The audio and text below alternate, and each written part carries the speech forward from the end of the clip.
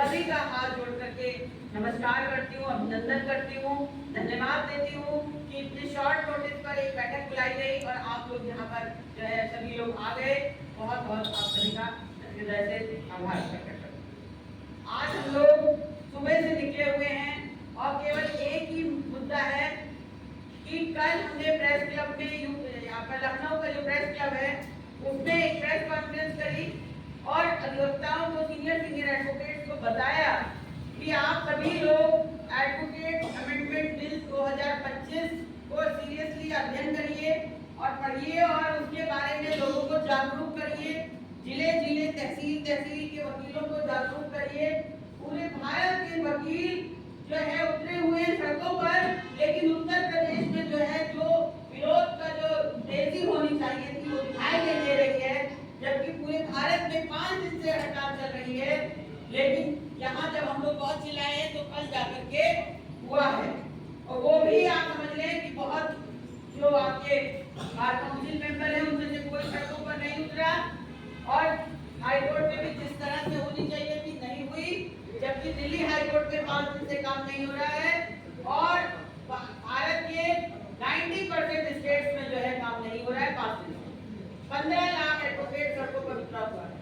अब आपको मोटी मोटी बातें मैं मुझे बताऊंगी क्योंकि ये पूरा अमेंडमेंट तो 98 पेज का है, तो 98 पेज यहाँ पे नहीं बताए जा सकते हैं। और जो है हम तो सबसे पहली बात तो ये है कि ये पूरा का पूरा अमेंडमेंट ही वापस लिया जाए। 28 पूरा का पूरा ही वापस लिया जाए। 28 फरवरी तक का उन्होंने समय दिया है और कहा है कि 28 फरवरी तक जिसको भी जो है जो भी सुझाव देना है वकीलों को, शिक्षकों को, जनता के लोगों को, नागरिकों को, वो लोग अपने अपने सुझाव 28 फरवरी तक दे सकते हैं। तो इसके बारे में जो है हमने कल वहाँ पे सुझाव तैयार करवा के और सैकड़ों अधिवक्ताओं के सिग्नेचर करवा के और उसको केंद्र सरकार को भेज दिया है, अपने स्तर से भेज दिया है। जिन लोगों का भी ये डायरी हमारी घूम रही है वो सब लोग अपना नंबर लिख लीजिएगा, नाम लिख लीजिएगा। आप सभी लोगों को वो सारी चीजें PDF में उपलब्ध करा दी जाएंगी, जो कल का प्रेस नोट है वो और जो साथ में जो अमेंडमेंट का प्रस्ताव को हम लोगों ने बना के भेजा है वो सारी चीजें आपको जो है PDF मिल जाएंगी। कि अपना नाम और वो नंबर जरूर लिख लीजिएगा। अब आते हैं मुद्दे की बात पे। सबसे मेन मुद्दे जो हम लोग का जो ये एडवोकेट अमेंडमेंट बिल में है वो मैं आपको बताऊं कि यदि किसी अधिवक्ता के खिलाफ डीसी चलेगी तो डीसी में बार काउंसिल मेंबर को ये पावर होगी कि वो अधिवक्ता पर 3 लाख तक का जुर्माना डाल सकता है। स्वयं से बोलिए कितनी बड़ी बात है कि 2000 पता लगा फीस लेके और हम पर 3 लाख तक का जुर्माना डाल सकते हैं बार काउंसिल के मेंबर। इसका हर हालत में विरोध होना चाहिए, ये टोटल वापस होना चाहिए। एडवोकेट के खिलाफ कोई जुर्माना डालने की पावर बार काउंसिल को नहीं मिलनी चाहिए। ऐसे ही जिन लोगों के खिलाफ डीसी चलती है उनकी हालत खराब हो जाती है। अगर 3 लाख जुर्माने की पावर दे दी जाएगी तो आपकी क्या दशा होगी। दूसरे नंबर पर है कि जिस अधिवक्ता के खिलाफ डीसी चलेगी उस अधिवक्ता के डीसी में जितना खर्चा आएगा, डीसी चलाते समय जो मेंबर के जो डेट्स लगती हैं मेंबर्स को टीए जो दिया जाता है वो खर्चा भी बार काउंसिल को पावर होगी उस अधिवक्ता से वसूल सकता है। सब ये जिस तरीके से मुकदमे तय होते हैं उस तरीके से डीसी भी सावेर तय होगी। तो 3 लाख तो मान लीजिए और 50,000 1 लाख जो है कॉस्ट के रूप में आपसे वसूला जाएगा। तो आप बताइए कि क्या आपको ये बर्दाश्त है? बताइए ये आपके ऊपर 3 लाख तक का जुर्माना डाल सकते हैं और आपके खिलाफ जो डीसी चलेगी उसमें सव्यय वो डीसी तय कर सकते हैं। सव्यय का मतलब उस डीसी को चलाने में जितना भी खर्चा आया है वो उस अधिवक्ता से वसूला जा सकता है। मेंबर लोग कहते हैं कि अरे हम लोग वसूलेंगे नहीं, ये तो ऐसे बनाने तो ये कानून, अरे तुमसे ये नहीं हो पा रहा कि इसका आगे खुल के विरोध करो और ये कह रहे हैं कि अरे हम कहाँ किसी पे जुर्माना डालेंगे, हम कहाँ किसी पर जो है क्या कहते हैं कॉस्ट वसूल करेंगे। तो ये उनके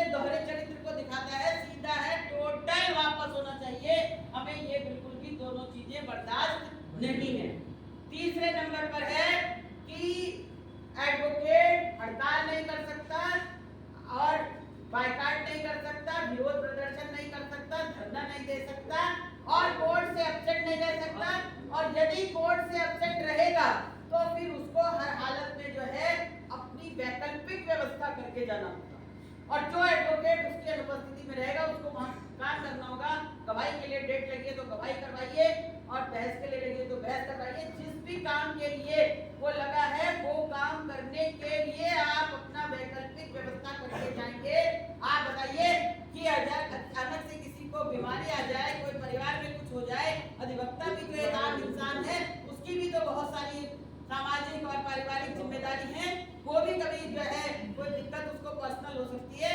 तो ऐसी स्थिति में वो एडजस्टमेंट नहीं ले सकता है, उसे जो है वैकल्पिक व्यवस्था करके ही जाने का अधिकार है, वरना उसके खिलाफ टीसी चल जाएगी। तो क्या आप इसे उचित मानते हैं? बताइए। हो जाता है अक्सर कि हमें कोई काम पड़ गया तो हमने एडजस्टमेंट भिजवा दिया, तो ये हक आपसे छीना जा रहा है। उसके बाद नेक्स्ट है कि जो बार काउंसिल है, बार काउंसिल का अभी कार्यकाल 5 साल का है और एक्सटेंशन का पीरियड 6 महीने का था। लिखा पढ़ी में 6 महीने का था, बढ़ा लिया इन्होंने कोरोना का बहाना लेकर के 2 साल, लेकिन एक्चुअल में ये एक्सटेंशन का पीरियड लिखा पढ़ी में 6 महीने का था। इसको अब लिखा पढ़ी में 18 महीने किया जा रहा है। यानी कि कोई भी बार काउंसिल एक बार जीत के आएगी तो 5 साल वो और 18 महीने वो, 6.5 साल से पहले कोई चुनाव नहीं करवाएगा। क्या ये ठीक है?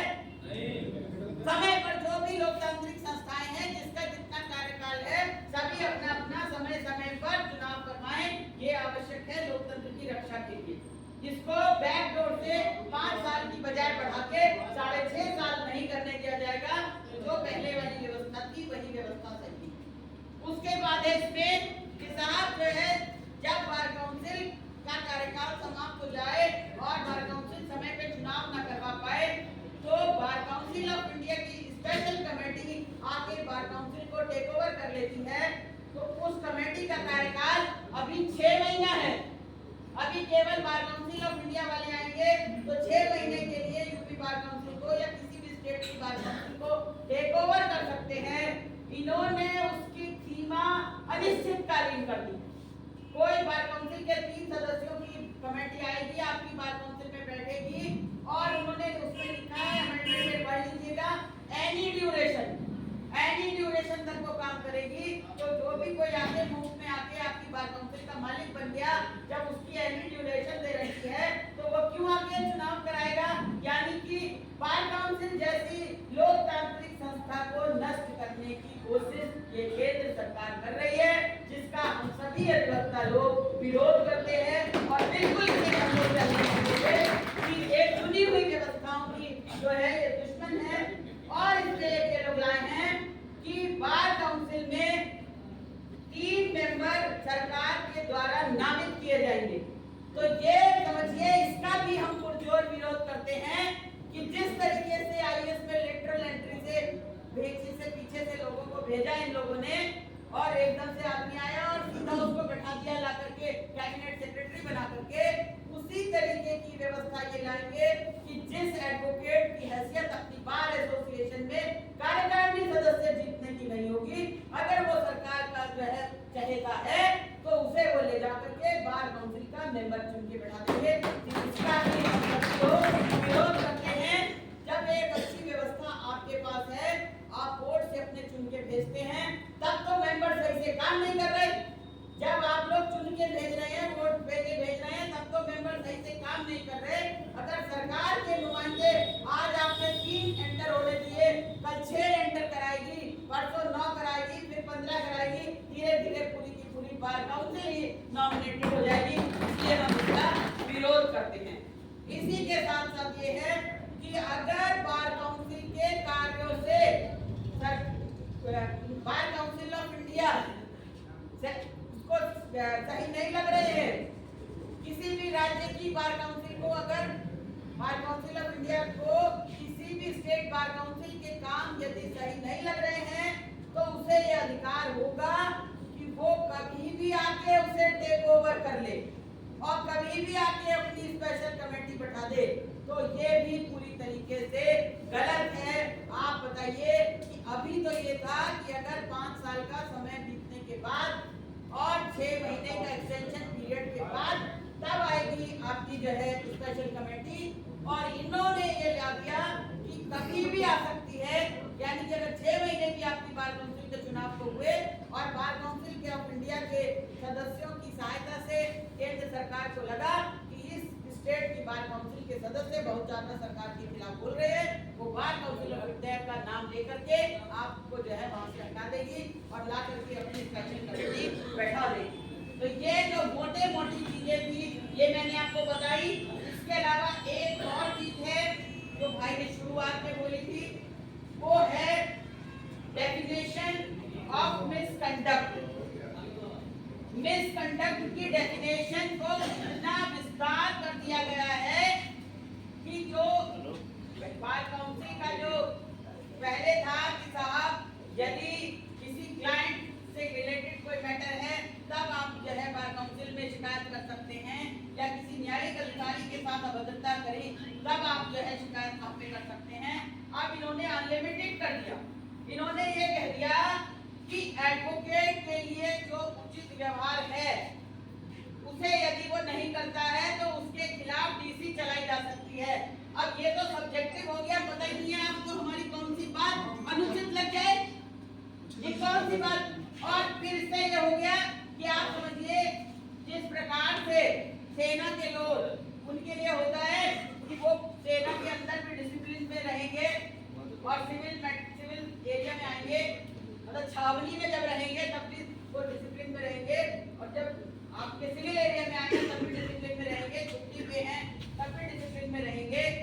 उस तरीके का व्यवहार एडवोकेट का होना चाहिए कि एडवोकेट कोर्ट के अंदर भी डिसिप्लिन में रहे और सड़क पर भी डिसिप्लिन में रहे, घर पे भी डिसिप्लिन में रहे। और यदि जो है एडवोकेट का व्यवहार में कुछ जरा भी इंडिसिप्लिन दिखा तो उसके खिलाफ डीसी चलाई जा सकती है। इसका भी हम घोर विरोध करते हैं।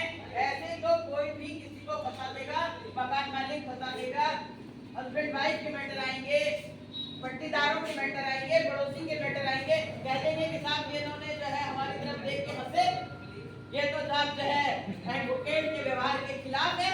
तो ये कोई इस तरीके की सब्जेक्टिव डेफिनेशन किसी चीज की नहीं दे सकती। सीधा सीधा बताइए कि कब डीसी चलेगी और कब डीसी नहीं चलेगी। ऐसे आपको छूट नहीं दी जा सकती कि आप किसी भी एडवोकेट के खिलाफ कभी भी कहीं पे भी डीसी चला दे। तो इसका भी मैं पुरजोर विरोध करती हूँ कि जो डेफिनेशन पहले थी मिसकंडक्ट की वही डेफिनेशन केवल रहे, और जो डेफिनेशन अब जो बढ़ी जा रही है ये डेफिनेशन बिल्कुल भी हम बर्दाश्त नहीं करेंगे। तो इन्हीं बातों के साथ मैं अपनी बात समाप्त करना चाहती हूँ।